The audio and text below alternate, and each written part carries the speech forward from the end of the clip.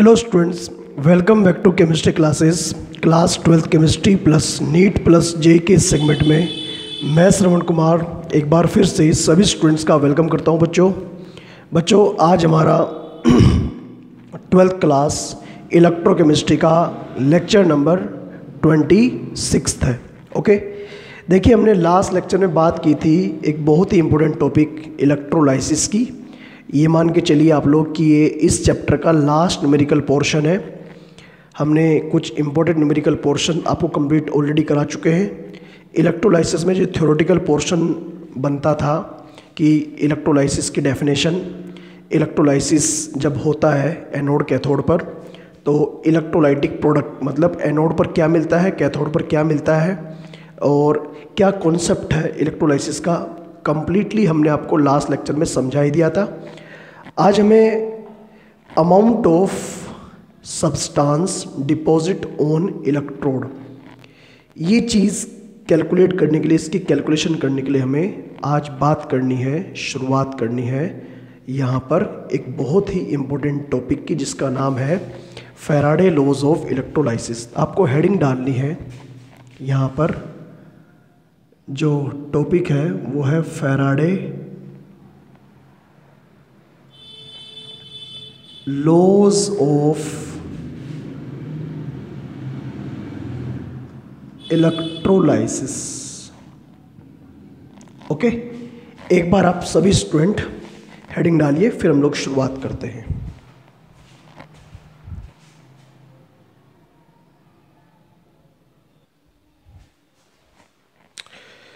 Okay, तो हमें यहाँ पर जो बात करनी है student, Faraday laws of electrolysis. Faraday के दो लॉज हैं जिनके बेस पर हम लोग ये चेक करते हैं कि एनोड और कैथोड पर आफ्टर इलेक्ट्रोलाइसिस जो सब्सटेंस डिपॉजिट होता है तो उसका अमाउंट हम लोग कैसे फाइंड आउट करते हैं। तो पहले तो एक दो लाइन इसके अंदर नोट करेंगे। ये तो है आज की पहली heading,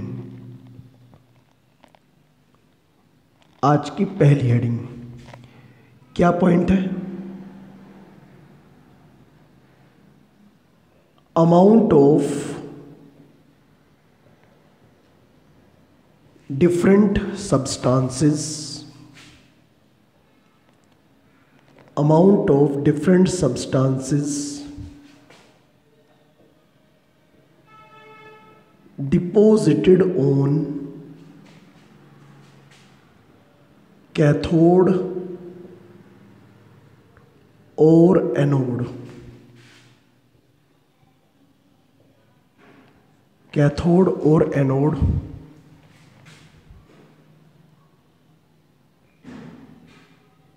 can be find out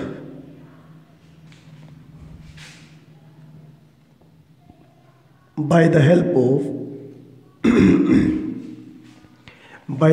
of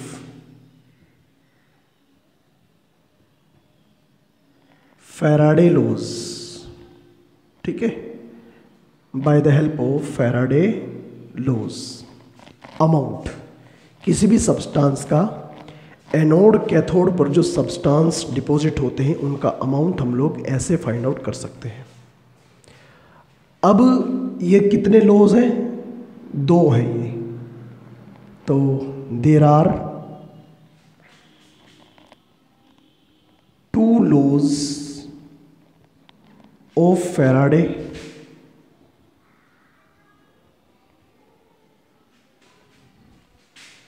which calculate quantity of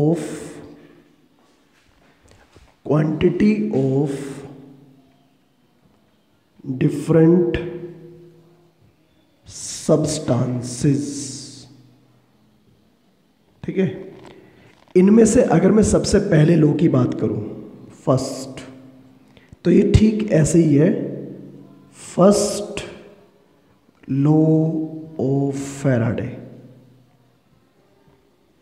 ठीक है, मतलब इसका अलग से कोई और नाम नहीं है, ऐसे ही है। कैसे? फर्स्ट लॉ, मतलब फैराडे का फर्स्ट लॉ। तो अगर मैं कहूँ फैराडे का फर्स्ट लॉ क्या है, फैराडे का फर्स्ट लॉ ये कहता है कि किसी भी सब्सटेंस, जब इलेक्ट्रोलाइसिस होता है, किसी भी सब्सटेंस का जो अमाउंट होता है, कितना अमाउंट डिपॉजिट हुआ उस इलेक्ट्रोड पर, वो डायरेक्टली प्रोपोर्शनल टू होता है क्वांटिटी ऑफ चार्ज। मतलब जितना ज़्यादा चार्ज आप पास करेंगे इलेक्ट्रोलाइटिक सॉल्यूशन में, उतनी ही ज़्यादा क्वांटिटी सब्सटेंस की डिपॉजिट होगी एनोड या कैथोड पर। मतलब कह सकते हैं according to this law,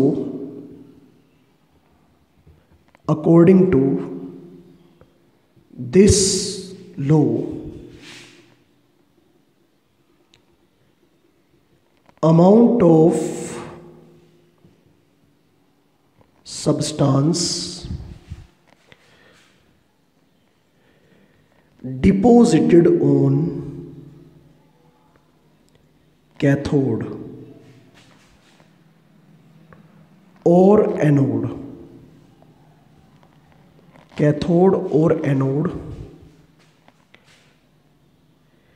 is directly proportional to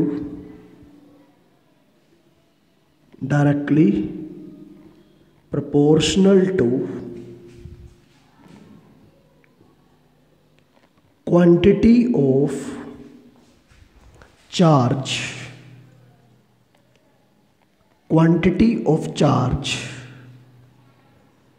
passing through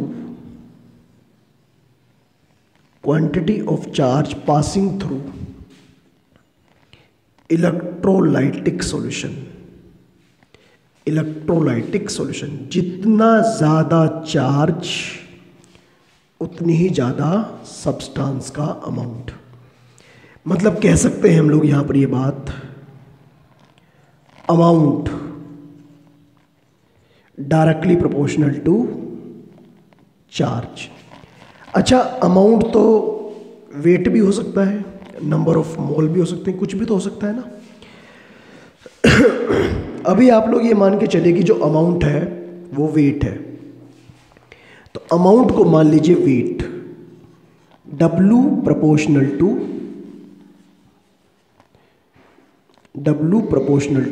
Q। ठीक है, ये आप लोग मान सकते हो, W प्रोपोर्शनल टू Q, या फिर W is equal to Z into Q। Z यहाँ पर एक कांस्टेंट है, ठीक है, Z यहाँ पर एक कांस्टेंट है। तो ये फॉर्मूला तैयार हुआ, इतने ग्राम। ओके, तो अभी तो मैंने केवल आपको फैराडे लॉज ऑफ इलेक्ट्रोलाइसिस किस लिए अप्लाई किए जाते हैं, किस लिए हम लोग यूज़ करते हैं, ये आपके सामने डिस्कस किया। और उसके बाद में फैराडे का जो फर्स्ट लॉ है, जो कभी कभी 1 मार्क्स में एग्ज़ाम में पूछ लिया जाता है, ये हमने आपके सामने डिस्कस कर दिया है। ठीक है, अब ये जो फैराडे का फर्स्ट लॉ है, जो इसका मैथमेटिकल फॉर्मेट हमारे सामने आया है, अब इसके लिए हमें क्या करना है, इसके लिए हमें थोड़ा सा इसे और एक्सपेंड करना है, इसे हमें अलग अलग फॉर्मेट में चेंज करना है अकॉर्डिंग टू न्यूमेरिकल रिक्वायरमेंट। क्योंकि इस बार नीट में भी क्वेश्चन इसके ऊपर आया है।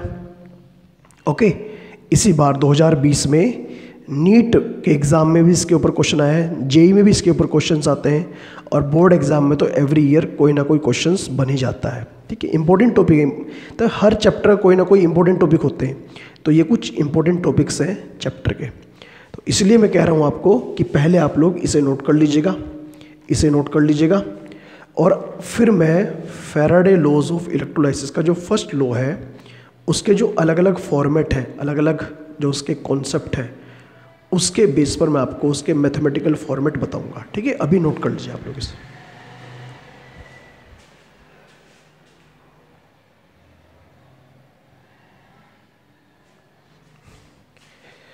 ओके स्टूडेंट, तो उम्मीद है आप लोगों ने यहाँ तक का पोर्शन तो नोट कर लिया होगा ज़रूर। अब मैं आप लोगों के सामने जो कुछ मैथमेटिकल फॉर्मेट है इसके, वो थोड़ा सा आप लोगों के सामने एक्सप्लेन कर देता हूँ। ये मान के चलिए कि ये नोट पॉइंट है, इंपॉर्टेंट पॉइंट है। पहला पॉइंट देखिए, हमारा फॉर्मूला है W is equal to Z into Q. Equation number 1 मान लीजिए से आप लोग जानते हो कि Q इज इक्वल टू होता है I इंटू टी। ठीक है, तो Q is equal to I into t यहां पुट करिए तो फॉर्मूला बन जाएगा finally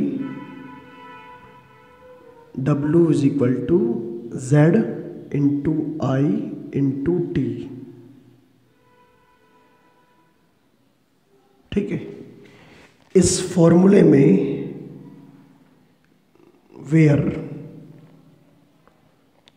W is equal to weight of substance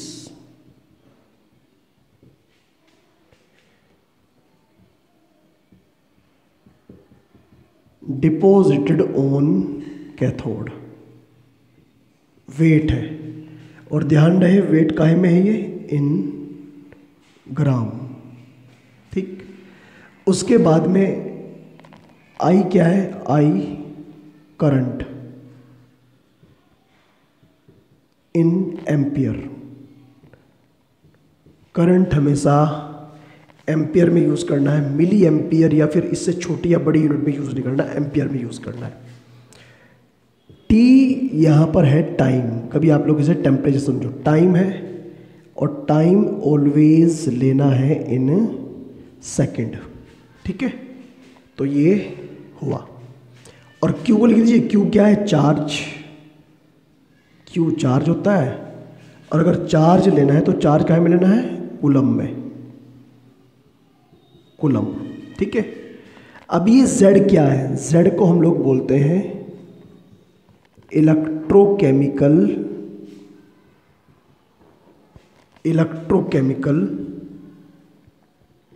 equivalent. Electrochemical equivalent, और Z की वैल्यू होती है Z is equal to E upon 96500। Z ऐसे निकलता है। इलेक्ट्रोकेमिकल इक्विवेलेंट उस सब्सटेंस का होता है जो सब्सटेंस डिपोजिट होता है। Z हम लोग ऐसे निकालते हैं, Z is equal to E upon ये। अब ये E क्या है, E होता है equivalent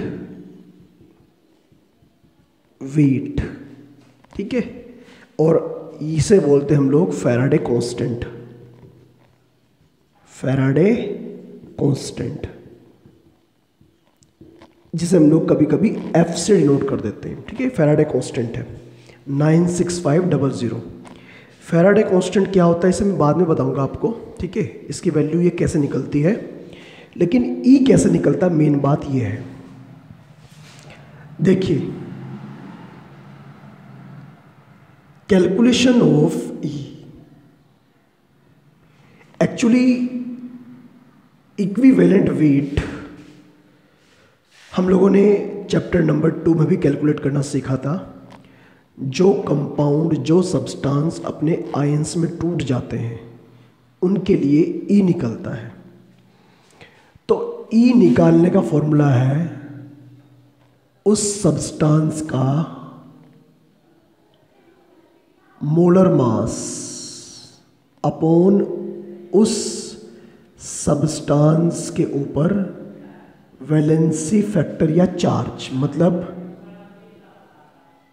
E is equal to M upon N।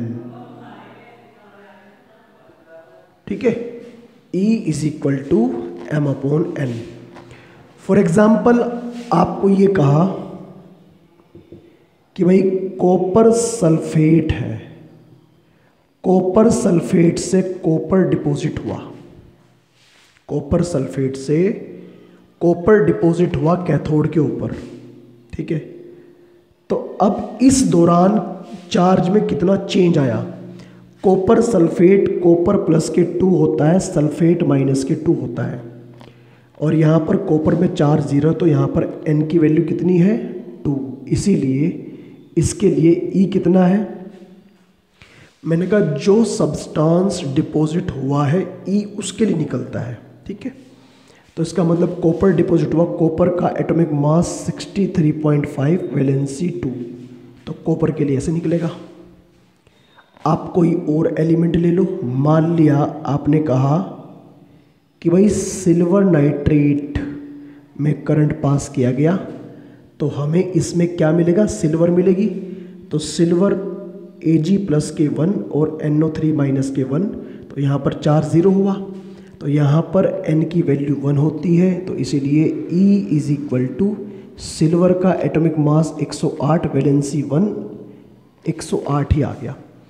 तो ये जो इक्विवेलेंट वेट होता है ये किसके लिए निकलता है, जो सब्सटेंस एनोड या कैथोड पर डिपॉजिट हुआ। ये बात आप लोग लिख भी सकते हैं, E is calculated only for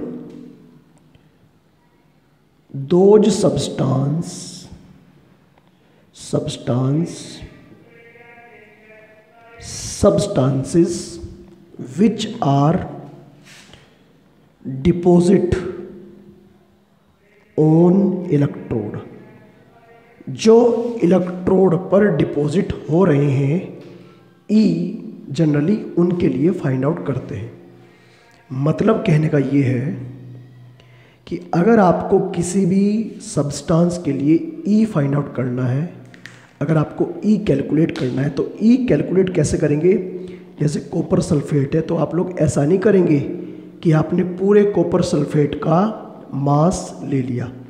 आपने पूरे कॉपर सल्फेट का मास नहीं लेना, कॉपर सल्फेट में से जो डिपॉजिट हुआ है, तो कॉपर सल्फेट में से क्या डिपॉजिट हुआ है, कॉपर सल्फेट में से केवल कॉपर डिपॉजिट हुआ है। अब कॉपर के अंदर चेंज कितना आ रहा है, मैंने कहा जब कॉपर सल्फेट के अंदर प्रेजेंट है, जब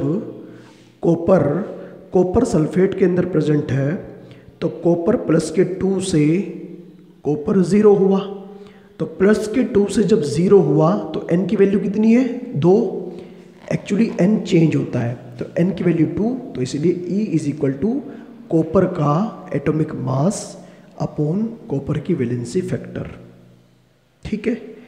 तो जो सब्सटेंस डिपॉजिट हो रहा है E हम लोग उसके लिए फाइंड आउट करते हैं। तो ये कहानी है, ये पहला कॉन्सेप्ट है फैराडे के फर्स्ट लॉ के लिए, ठीक है। अब कुछ और कॉन्सेप्ट मैं आपके सामने डिस्कस करना चाहता हूँ। ये पहला पॉइंट था, ऐसे ही अब आएगा point number 2।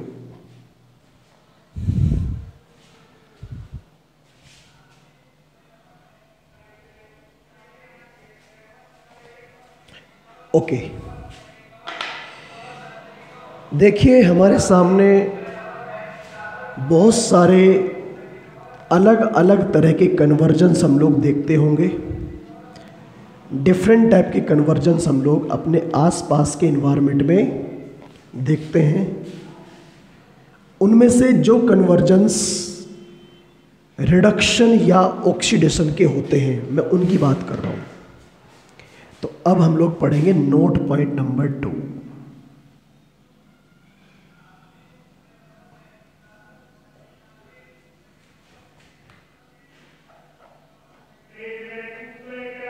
Convergence of reduction और ऑक्सीडेशन, कन्वर्जेंस ऑफ रिडक्शन और ऑक्सीडेशन, ये हमारे सामने कन्वर्जन है कुछ। तो रिडक्शन और ऑक्सीडेशन दोनों कन्वर्जेंस के अंदर चार्जेस में चेंज आता है ना। इन बोथ प्रोसेस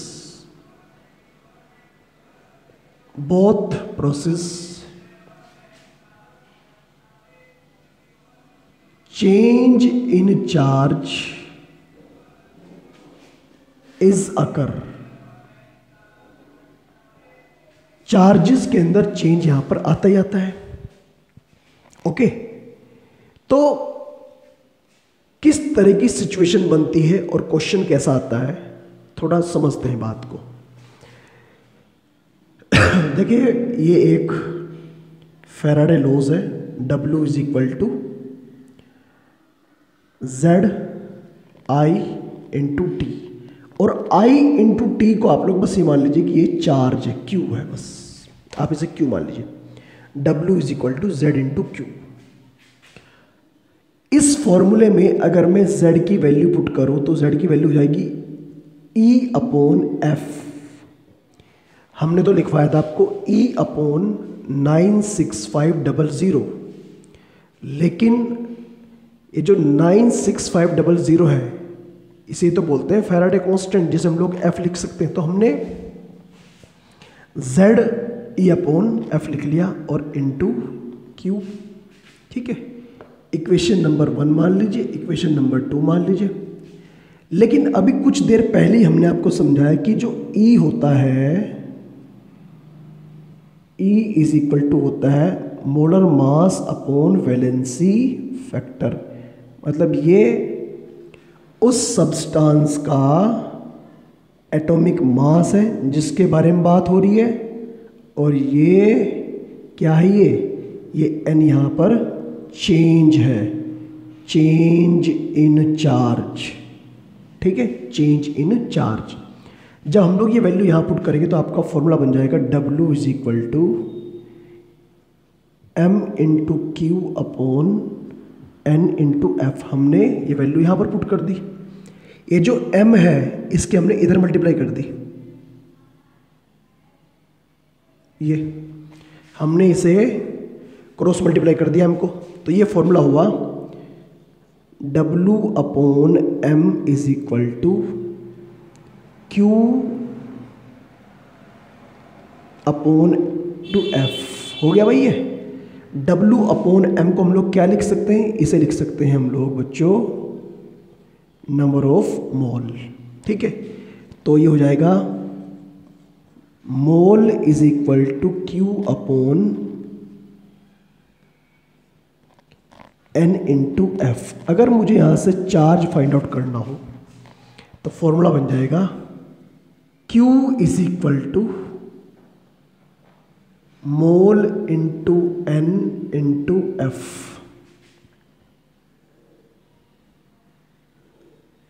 ठीक है, कभी कभी ये पूछते हैं कि इस रिएक्शन को कन्वर्ट करने के लिए, मतलब इस कन्वर्जन में कितने फैराडे यूज होंगे या कितने कूलम्ब यूज होंगे। ठीक है, तो Q यहां पर क्या है, चार्ज है इन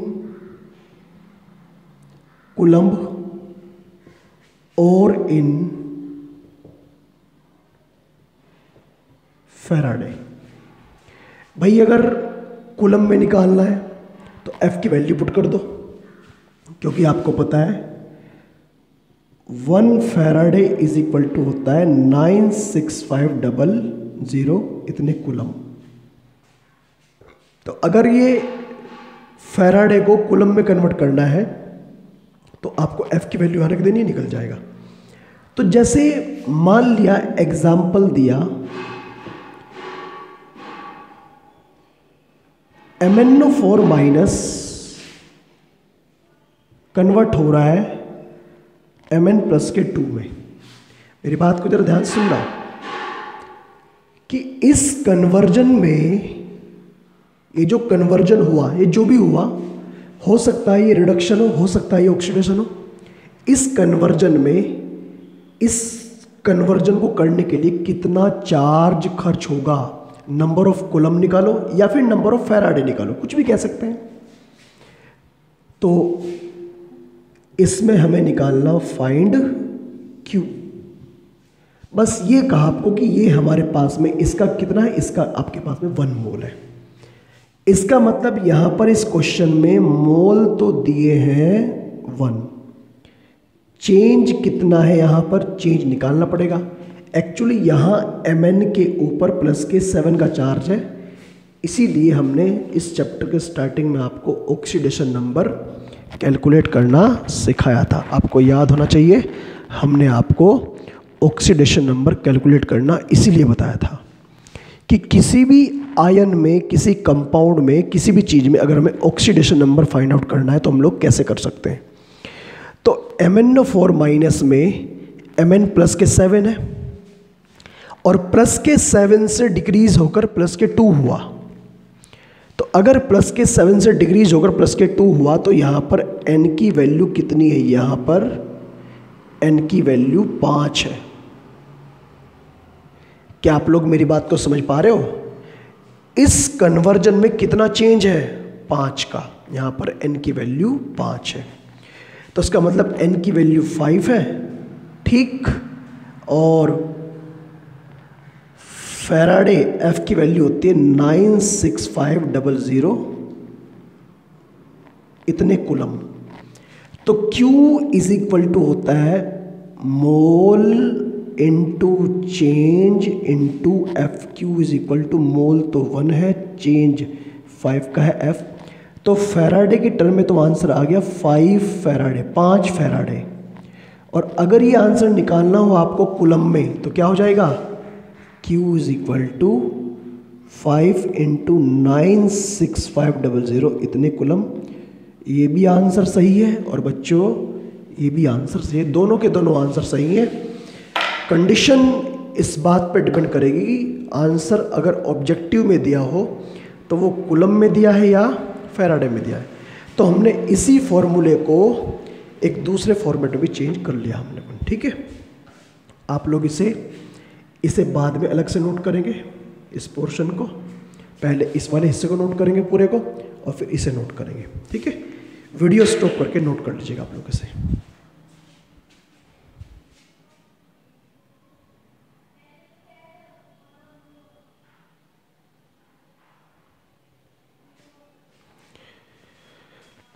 चलिए स्टूडेंट, वैसे मुझे उम्मीद है कि आज का जो लेक्चर हमने आपके सामने डिस्कस किया एक्सक्यूज मी, आपने इसे अच्छे से देखा होगा।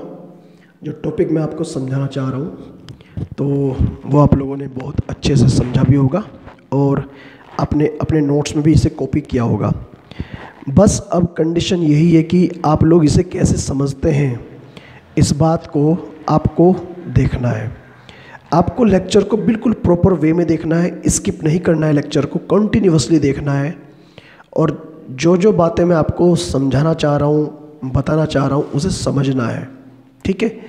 अभी तो हमें ये जो मैंने आपके सामने बताया कि इसका जो सेकंड केस है हम लोग इसे ऐसे भी कन्वर्ट कर सकते हैं। ये हमारा अल्टीमेट फॉर्मूला बना, ये इससे ही बना। तो अभी तो हमें इसके ऊपर बहुत सारे क्वेश्चंस करने हैं। इसी बार नीट में भी आई थिंक क्वेश्चन यही था, यही आंसर था इसका, यही क्वेश्चन हमने करा दिया आपको। बहुत सारे क्वेश्चन इसके ऊपर होंगे, हमारी NCERT में बहुत सारे क्वेश्चन इसके ऊपर दे रखे हैं, वो भी हम लोग कराएंगे। बस आपको हर कॉन्सेप्ट को ध्यान से देखना है। तो आज के लेक्चर को तो हम लोग कंप्लीट करते हैं यहीं पर, लेकिन हाँ नेक्स्ट लेक्चर में हम लोग मिलेंगे ज़रूर और अपने इस टॉपिक को यहीं से कंटिन्यू करेंगे, अपनी बात को थोड़ा सा आगे बढ़ाएंगे स्टूडेंट, ठीक है। तो आज के लिए इतना रखते हैं और मिलते हैं नेक्स्ट लेक्चर में। Thank you, all the best.